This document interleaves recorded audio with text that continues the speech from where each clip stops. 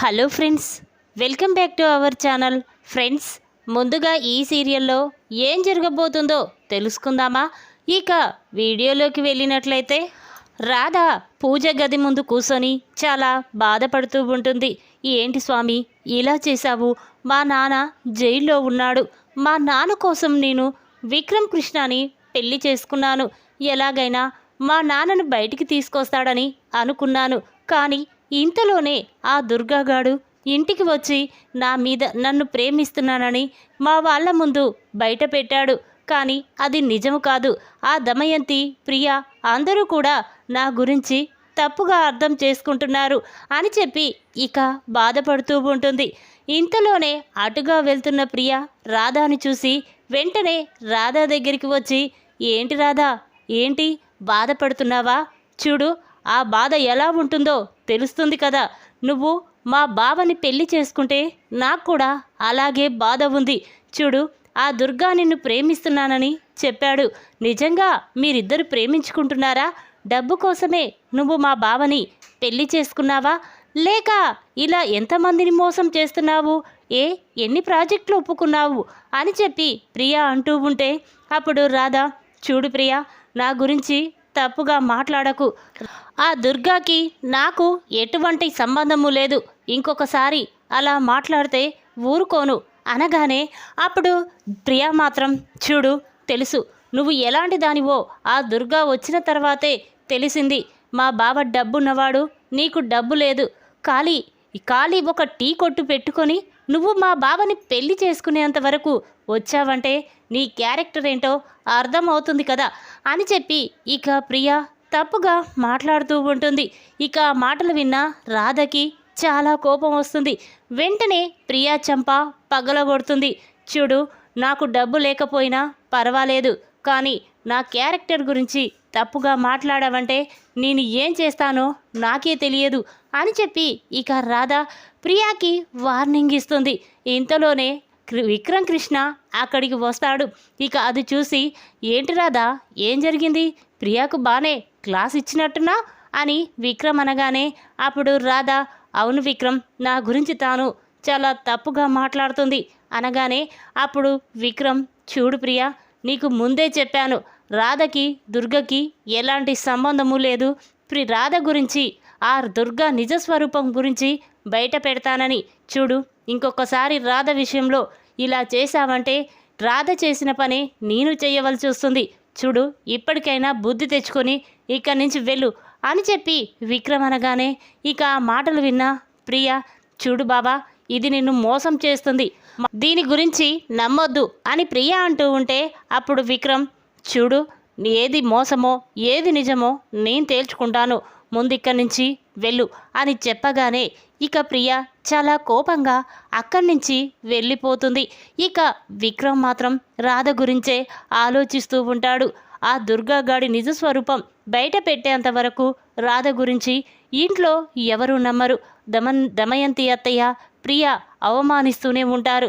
ఎలాగైనా ఆ దుర్గా నిజస్వరూపాన్ని నిరూపించాలి, ఎలా అని విక్రమ్ ఆలోచిస్తూ ఉండగా ఇంతలో విక్రమ్కి ఒక ఆలోచన వస్తుంది.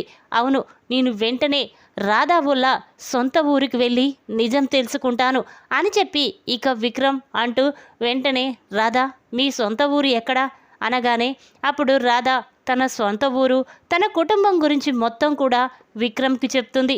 దాంతో విక్రమ్, సరే రాధా, నేను వెళ్ళొస్తాను అని చెప్పి ఇక వెళ్తూ ఉండగా అప్పుడు రాధ, అవును విక్రమ్, ఎక్కడికి వెళ్తున్నావు? మా ఊరు గురించి నీకెందుకు ఇప్పుడు అనగానే అప్పుడు విక్రమ్, అదేమీ లేదు రాధా, అసలు ఆ దుర్గాగాడు ఎందుకు ఇలా నిన్ను బాధ పెడుతున్నాడో అదే తెలుసుకుందామని అనగానే ఇక రాధ, చూడండి, ఆ దుర్గావాడు మంచివాడు కాదు, ఏదైనా చేస్తాడు, ప్లీజ్ మీరు వెళ్ళొద్దు అనేసరికి అప్పుడు విక్రమ్, ఏంటి రాధా, నేను పోలీసుని అయ్యుండి ఒక రౌడీకి భయపడడం ఏంటి, నాకేమీ కాదు అని చెప్పి ఇక విక్రమ్ అక్కడి నుంచి వెళ్ళిపోతాడు. ఇక రాధ వాళ్ళ సొంతూరికి వెళ్తాడు. అక్కడికి వెళ్ళి ఇక ప్రతి ఒక్కరిని దుర్గా గురించి నిజాలు అడిగి తెలుసుకుంటూ వీడియో తీస్తూ ఉంటాడు. ఇక ఇంతలోనే ఒక పెద్ద మనిషి, ఎవరయ్యా నువ్వు, మా ఊరికి వచ్చావు, ఏం కావాలి అని అంటూ ఉంటే అప్పుడు విక్రమ్, చూడండి, ఇక్కడ ఉన్న సీనయ్య కూతురు వాళ్ళ గురించి నిజాలు కావాలి అని చెప్పగానే ఇక పెద్ద మనిషి, చూడయ్యా, వాళ్ళు ఎంతో మంచివాళ్ళు, ఆ అమ్మాయి మాత్రం ఎంతో మంచిది, కానీ ఒక రౌడీ వెధవే ఆ అమ్మాయిని చదువుకోకుండా చేశాడు అని చెప్పగానే ఇక విక్రమ్ షాక్ అయిపోయి చూస్తూ ఉంటాడు. ఏంటండి, ఏం మాట్లాడుతున్నారు అనగానే అప్పుడు ఆ పెద్దాయన, అవునండి, ఆ దుర్గాగాడు రాధమ్మని చదువుకోకుండా చేశాడు. పాపం సీనయ్య, రాధమ్మ అందరూ కలిసి ఇక ఈ ఊరు వదిలి వెళ్ళిపోయారు. ఇప్పుడు వాళ్ళు ఎక్కడ ఉంటున్నారో తెలియదు, కానీ దుర్గా బారిన పడకుండా రాధమ్మ చల్లగా నుండు నూరేళ్ళు ఉంటే చాలయ్యా అని చెప్పి ఆ పెద్ద మనిషి చెప్పగానే ఇక ఆ మాటలు విన్న విక్రమ్ రాధ గురించి ఆలోచిస్తూ చాలా బాధపడుతూ ఉంటాడు. పాపం రాధ ఎంతో మంచిది, కానీ నా స్వార్థం కోసం వాళ్ళ నాన్నని విడిపిస్తానని చెప్పి నేను అగ్రిమెంట్ పెళ్లి చేసుకొని వాళ్ళ నాన్నని తొందరగా విడిపించలేకపోతున్నాను.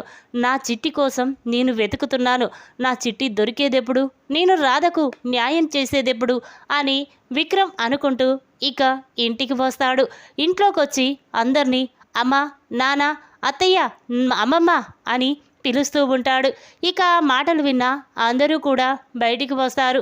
ఇక వెంటనే దమయంతి, ఏంటి విక్రమ్, ఏం జరిగింది, ఎందుకు అందరినీ పిలుస్తున్నావు, మళ్ళీ ఆ దుర్గాగాడేమైనా వచ్చాడా అని దమయంతి అనగానే అప్పుడు విక్రమ్, అత్త, నేను చెప్పాను కదా, నేను ఆ దుర్గా గురించి నిజం నిరూపించేంత వరకు నువ్వు రాధని ఒక్క మాటన్నా, రాధ విషయంలో కలగజేసుకున్నా నేను ఊరుకోనని. చూడు, ఇక నువ్వు రాధననే హక్కు నీకు లేదు అని చెప్పి ఇక విక్రమ్ అంటాడు.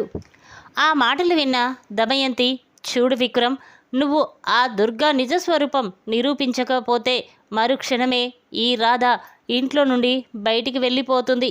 నా కూతురు మెడలో నువ్వు తాళి కట్టి నా కూతుర్ని పెళ్లి చేసుకోవాలి, అది గుర్తుపెట్టుకో అని దమయంతి అనగానే ఇక విక్రమ్, చూడత్తా, అంతవరకు అవసరం లేదు, దుర్గాగాని నిజస్వరూపం తెలిసిపోయింది, వాడితో ఎవరు చేతులు కలిపారో కూడా తెలుసు అని చెప్పి ఇక విక్రమ్ వెంటనే ప్రియా దగ్గరికి వచ్చి, ఏంటి ప్రియా, రాధని చంపేసి నువ్వు నా రాధ స్థానంలో నా దగ్గరికి రావాలనుకున్నావా అనగానే అప్పుడు ప్రియా షాక్ అయిపోయి చూస్తూ ఉంటుంది.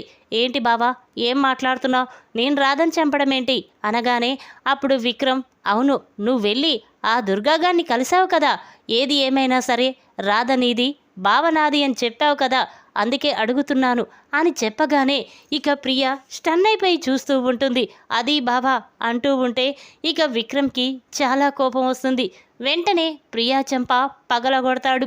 అది చూసిన దమయంతి కోపంతో, విక్రమ్, ఏం చేస్తున్నావో అర్థమవుతుందా, ఖాళీ ఆ ఒక చీప్ ఆ రాధ కోసం నా కూతుర్ని కొడతావా అనగానే అప్పుడు విక్రమ్, చూడత్తా, తను ఎవరో కాదు, నా భార్య, ఇప్పుడు రాధ నా భార్య స్థానంలో ఉంది, తనను ఎవరైనా చిన్న చూపు చూసినా, తన గురించి తప్పుకోగా మాట్లాడినా ఊరుకోను.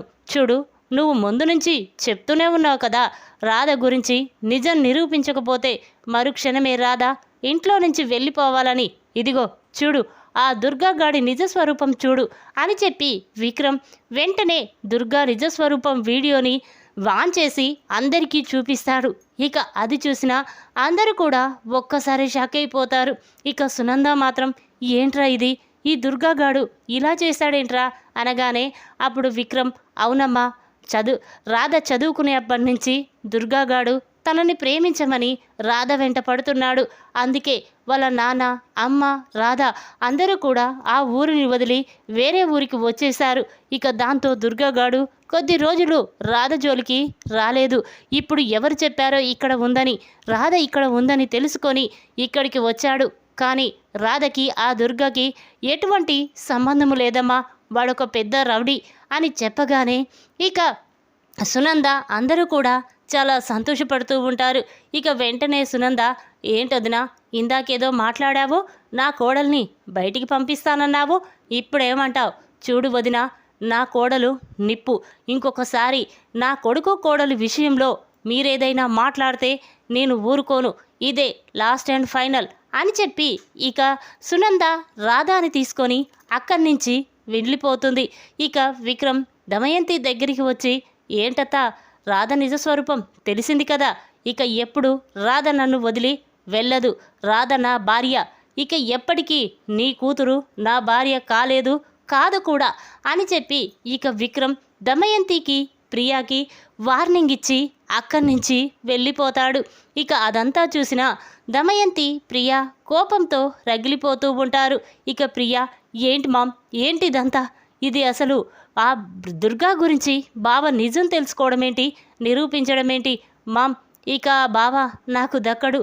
ఇక ఎప్పటికీ ఆ రాధనే బావ భార్యగా ఈ ఇంట్లో ఉండిపోతుంది అని చెప్పి ప్రియా చాలా బాధపడుతూ కన్నీళ్లు పెట్టుకుంటూ అక్కడి నుంచి వెళ్ళిపోతుంది. ప్రియ అలా బాధపడడం చూసిన దమయంతి మాత్రం కోపంతో రగిలిపోతూ ఉంటుంది. ఒసై రాధా, నువ్వు నా కూతుర్నే కన్నీళ్లు పెట్టిస్తావా? ఏదో విధంగా నిన్ను విక్రమ్కి శాశ్వతంగా దూరం చేస్తాను, నీ స్థానంలో నా కూతుర్ని ఉంచుతాను అని చెప్పి ఇక దమయంతి ఆలోచిస్తూ ఉంటుంది. రాధ గురించి నిజం తెలుసుకున్న సునంద, గోపాల్ మాత్రం చాలా సంతోషపడుతూ ఉంటారు. చూసావా సునంద, రాధను చూస్తుంటేనే నాకు అనిపించింది రాధ ఏ తప్పు చెయ్యదని. ఇప్పుడు విక్రమ్ రుద్ర గురించి నిజం తెలుసుకొని అందరి ముందు నిరూపించాడు కాబట్టే ఇప్పుడు రాధ సంతోషంగా ఉంది.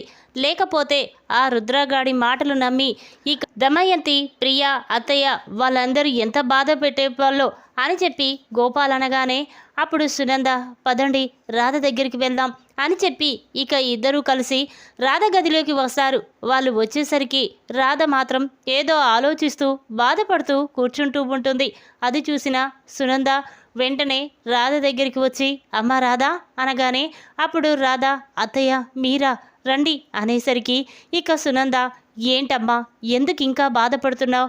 చూడు, ఆ రుద్రకి నీకు ఎటువంటి సంబంధము లేదని విక్ర తేల్చుకున్నాడు కదా, ఇంకా బాధపడవలసిన అవసరం లేదు అని సునంద అనగానే అప్పుడు రాధ మాత్రం, అత్తయ్య నేను ఏ తప్పు చేయలేదు, కానీ ఆ రుద్రగాడు ఏదో విధంగా నన్ను బాధ పెడుతూనే ఉంటాడు అని రాధ అనగానే అప్పుడు సునంద, చూడమ్మా, విక్రమ్ నీ దగ్గర ఉన్నంత వరకు వాడు నిన్ను ఏమీ చెయ్యలేడు. విక్రమ్ నిన్ను కంటికి రెప్పలా కాపాడుకుంటాడు. నువ్వు బాధపడకమ్మా. చూడు, నీకు అమ్మ లేకపోయినా అత్తలాంటి అమ్మని నేనున్నాను. ఏదైనా నాకు చెప్పు, నేను అమ్మలా చూసుకుంటాను అని చెప్పి సునంద అనగానే ఇక రాధ, సరే అత్తయ్య అని చెప్పి అనగానే ఇక సునంద, అమ్మ పదమ్మ భోజనం చేద్దాం అని చెప్పి ఇక రాధను తీసుకొని డైనింగ్ టేబుల్ దగ్గరికి వస్తుంది. ఇక అందరూ కూడా భోజనం చేయడానికి అక్కడికి వస్తారు. ఇక దమయంతి రాధను చూసి కోపంతో రగిలిపోతూ ఉంటుంది. చూడు సునంద, నీ కోడలు ఇక్కడ కూర్చోవడానికి వీల్లేదు, ఇక్కడి నుంచి పంపించేయి అని చెప్పగానే ఇక సునంద, చూడు వదిన, ఇక నుండి నా కోడలు కొడుకు విషయంలో మీరెవరైనా తలదూరిస్తే ఊరుకోను. చూడండి, నేను ఇక్కడ ఉండాలన్నా, నేను సంతోషంగా ఉండాలని తెలిసినా మీరు మాత్రం ఏమీ అనొద్దు. నా కోడల్ని కొడుకుని బాధ పెడితే నేను ఈ ఇంట్లో నుంచి వాళ్ళను తీసుకొని శాశ్వతంగా వెళ్ళిపోతాను అని చెప్పగానే ఇక దమయంతి ఒక్కసారి షాక్ అయిపోయి చూస్తూ ఉంటుంది. ఇక ఆ మాటలు విన్న రామచంద్రయ్య మాత్రం, ఏంటమ్మా అలా మాట్లాడుతున్నావు అనగానే అప్పుడు సునంద, లేకపోతే ఏంటన్నయ్య, ప్రతిసారి నా కోడల్ని అవమానిస్తూ ఉంటే నేను చూసి ఎలా తట్టుకోగలను? నా కొడుకు ప్రేమించి పెళ్లి చేసుకున్నాడు, వాడి సంతోషమే నా సంతోషం. కానీ ఇప్పుడు ప్రియా కోసం నేను నా కోడల్ని దూరం చేసుకోలేను కదా అనగానే అప్పుడు రామచంద్రయ్య మాత్రం, చూడు దమయంతి, నువ్వు ఏమి వనకు, కూర్చో అని చెప్పగానే ఇక అందరూ భోజనం చేస్తారు. ఆ తర్వాత సునంద, రాధ అక్కడి నుంచి వెళ్ళిపోతారు. ఇక రామచంద్రయ్య మాత్రం, ఏంటి దమయంతి, ఇప్పుడు వాళ్ళు ఇంట్లో నుండి వెళ్ళిపోతే ఇక శాశ్వతంగా ప్రియాకి దూరం అయిపోతారు, ఆలోచించవచ్చు కదా అనేసరికి ఇక దమయంతి, అవును కదా, ఇప్పుడు సునంద విక్రమ్ రాధాని తీసుకొని వెళ్ళిపోతే, ఈ ఇంట్లో నుంచి వెళ్ళిపోతే శాశ్వతంగా దూరం అయిపోతారు. ఇక నా కూతురు ప్రియాని ఆ విక్రమ్కిచ్చి పెళ్లి చేయడానికి కుదరదు, అవును అనొద్దు అని చెప్పి ఇక దమయంతి అనుకుంటూ లోపలికి వెళ్ళిపోతుంది. ఇక రామచంద్రయ్య మాత్రం ఒంటరిగా కూర్చొని ఆలోచిస్తూ ఉంటాడు. ఇదేంటి, చిట్టీని చూసినప్పుడల్లా నా కూతురు, రాధని చూసినప్పుడల్లా నా కూతురు చిట్టీని చూసినట్టే అనిపిస్తుంది. ఒకవేళ ఈ రాధే నా చిట్టి కాదు కదా? లేదు లేదు, అయినా వాళ్ళ నాన్న సీనయ్య ఉన్నాడు కదా, అని చెప్పి ఇక రామచంద్రయ్య అనుకుంటూ ఉండగా ఇంతలోనే రాధ రామచంద్రయ్య దగ్గరికి వెళ్తుంది. ఏంటి గురు, ఎవరి గురించి ఆలోచిస్తున్నావు అనగానే అప్పుడు రామచంద్రయ్య, ఇంకెవరి గురించమ్మా, నా కూతురు నా భార్య ఇద్దరే నా నుండి దూరం అయిపోయారు, వాళ్ళను తలుచుకుంటూ బాధపడుతున్నాను అని చెప్పి ఇక వెంటనే రామచంద్రయ్య తన దగ్గర ఉన్న ఆ చిన్నప్పటి ఫోటోని ఇక రాధకు చూపిస్తాడు. అది చూసిన రాధ ఒక్కసారి షాక్ అయిపోతుంది. ఇదేంటి, ఈ ఫోటోని ఎక్కడో చూసినట్టు అనిపిస్తుందేంటి అని ఇక రాధ ఆ ఫోటోని తీసుకొని చూస్తూ ఉంటుంది. ఇక అది చూసిన రామచంద్రయ్య, ఏంటమ్మా, ఏంటి ఆ ఫోటోని అలాగ చూస్తున్నావు, ఏంటి చెప్పు అనగానే అప్పుడు రాధ, చూడండి గురు, ఈ ఫోటోను చూస్తుంటే నాకు ఎక్కడో చూసినట్టు అనిపిస్తుంది అని చెప్పగానే ఇక రామచంద్రయ్య ఒక్కసారి స్టన్ అయిపోయి చూస్తూ ఉంటాడు. అమ్మ, ఎక్కడ చూసావు, ఎవరి దగ్గర చూసావు, చెప్పు తల్లి అని అంటూ ఉంటే అప్పుడు రాధ, లేదండి, లేదు గురువుగారు, ఈ ఫోటో చిన్నప్పుడు మా ఇంట్లో కూడా ఉంది, మా నాన్న ఈ ఫోటోలో చూపిస్తూ ఇది నీవే అమ్మా అని నాతో చెప్పేవాడు అని చెప్పగానే రామచంద్రయ్య ఒక్కసారి షాక్ అయిపోతాడు. ఏంటమ్మా నువ్వు చెప్పేది, మీ నాన్న సీనయ్య ఈ ఫోటో ఉందా, ఈ ఫోటోలో ఉన్నది నువ్వేనని చెప్తాడా, పదమ్మా వెంటనే మనం సీనయ్య దగ్గరికి వెళ్ళి అసలు నిజం తెలుసుకుందాం, పద తల్లి అని రామచంద్రయ్య అనగానే అప్పుడు రాధ, లేదు గురువుగారు, ఇప్పుడు మా నాన్నని వేరే జైలుకు మార్చారంట, వెళ్ళడం కుదరదు, ఒక నెల రోజుల దాకా మా నాన్న దగ్గరికి వెళ్ళనివ్వరు అని చెప్పగానే ఇక రామచంద్రయ్య చాలా బాధపడుతూ ఉంటాడు. ఇక వెంటనే రాధ అక్కడి నుంచి వెళ్ళిపోతుంది. రామచంద్రయ్య మాత్రం రాధ గురించే ఆలోచిస్తూ ఉంటాడు. ఒకవేళ ఈ రాధే నా కూతురు చిట్టి కాదు కదా, ఒకవేళ అయినా కూడా రాధను చూస్తుంటే నాకు అచ్చం చిట్టిని చూసినట్టే అనిపిస్తుంది అని చెప్పి అనుకుంటూ ఉంటాడు. ఎలాగైనా రాధ నా కూతురు చిట్టి అయితే అంతకంటే సంతోషం ఇంకోటి లేదు, నా కూతురు చేరవలసిన చోటుకే చేరిందని, తన మేనబావని పెళ్లి చేసుకుందని నాకు మాత్రం చాలా సంతోషంగా ఉంటుంది అని చెప్పి ఇక రామచంద్రయ్య అనుకుంటూ ఉంటాడు. ఇక వెంటనే విక్రమ్ దగ్గరికి వచ్చి, ఒరే నీతో మాట్లాడాలి అనగానే అప్పుడు విక్రమ్, చెప్పు మామయ్య, ఏంటి, ఏ విషయం గురించి అనేసరికి అప్పుడు రామచంద్రయ్య, ఒరే నేను రాధ సొంత ఊరికి వెళ్ళాలి, అక్కడ వాళ్ళ గురించి నిజం తెలుసుకోవాలి, నా చిట్టి ఆ ఊర్లో ఉందని నాకు ఒక ఇన్ఫర్మేషన్ వచ్చిందిరా అని చెప్పగానే ఇక విక్రమ్ ఒక్కసారి స్టన్ అయిపోయి చూస్తూ ఉంటాడు.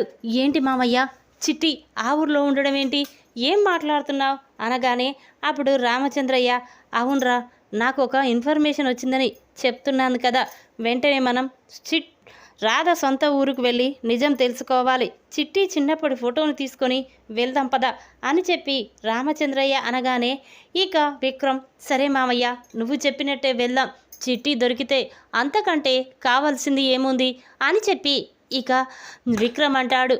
ఈ విధంగా మరి చిట్టి రాధ గురించి తప్పుగా మాట్లాడిన ప్రియా చెంప పగలగొట్టి దుర్గా నిజ స్వరూపాన్ని బయటపెట్టిన విక్రమ్. ఈ వీడియో కనుక మీకు నచ్చినట్టయితే లైక్ చేయండి. మరిన్ని వీడియోల కోసం మా ఛానల్ని తప్పకుండా సబ్స్క్రైబ్ చేసుకోండి. Thanks for watching.